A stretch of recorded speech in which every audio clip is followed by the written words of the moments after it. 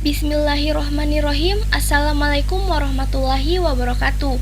Perkenalkan, nama saya Fikrianti Amalia Naswan dengan NIM G01120144 Prodi Agroteknologi Fakultas Pertanian Universitas Hasanuddin. Pada kesempatan kali ini, saya akan mempraktekkan bagaimana cara menentukan tekstur tanah melalui metode filling. Alat dan bahan yang digunakan yaitu yang pertama, tanah bertekstur kasar, yang kedua, tanah bertekstur halus, yang ketiga adalah mistar, dan yang keempat adalah air. Adapun tujuan dari praktikum ini adalah satu, menentukan tekstur tanah secara cepat. Kedua, mengetahui perbedaan tekstur dengan melakukan praktikum sederhana. Sebelum itu, saya akan sedikit menjelaskan tentang tanah, ilmu tanah, dan tekstur tanah. Menurut Sitanala Arsyad, ahli tanah dari Indonesia, tanah adalah suatu benda alami heterogen yang terdiri atas komponen-komponen padat, cair, dan gas yang memiliki sifat serta perilaku dinamis. Ilmu tanah dapat diartikan sebagai ilmu yang mengkaji seluk-beluk tanah sebagai sumber daya alam. Ilmu ini mempelajari berbagai aspek tanah seperti pembentukan, klasifikasi, sifat-sifat, sekaligus pemanfaatan dan pengelolaannya.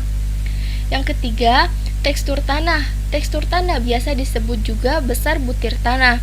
Tekstur tanah berhubungan erat dengan pergerakan air dan daya serap air dalam tanah. Tekstur tanah merupakan perbandingan relatif fraksi-fraksi pasir, debu, dan liat. Fraksi adalah sekelompok butir tanah yang memiliki ukuran atau diameter tertentu. Pada sampel A, langkah yang harus dilakukan pertama, ambil segenggam tanah, kemudian tambahkan air sedikit demi sedikit sambil meremas agregat tanah hingga dibentuk pasta tanah pada kondisi yang mudah dibentuk. Kedua, setelah itu, buat bola-bola tanah seperti pada video di atas. Ketiga, setelah terbentuk bola tanah, berikan sedikit tekanan pada bola tanah menggunakan ibu jari dan jari telunjuk hingga membentuk pita tanah.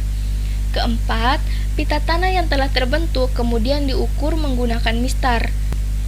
Pada sampel B, langkah yang harus dilakukan pertama, ambil segenggam tanah kemudian tambahkan air sedikit demi sedikit sambil meremas agregat tanah hingga didapatkan pasta tanah pada kondisi yang mudah dibentuk.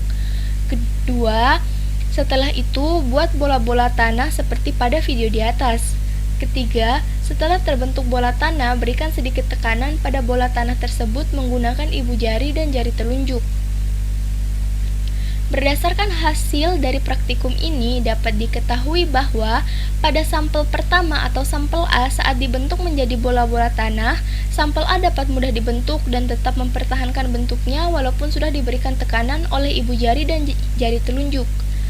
Saat pasta tanah dibentuk pita, tanah tersebut mampu membentuk pita yang sangat kuat dengan panjang lebih dari 5 cm.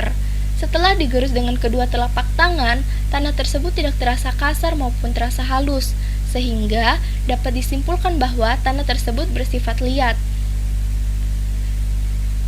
Sedangkan pada sampel kedua atau sampel B, saat dibentuk menjadi bola-bola tanah, sampel B sulit sekali terbentuk. Saat diberikan tekanan oleh ibu jari dan jari telunjuk, bola tanah sampel B langsung retak dan tidak bisa mempertahankan bentuknya. Sehingga dapat disimpulkan bahwa sampel B bertekstur pasir. Sekian dari praktikum kali ini. Wassalamualaikum warahmatullahi wabarakatuh.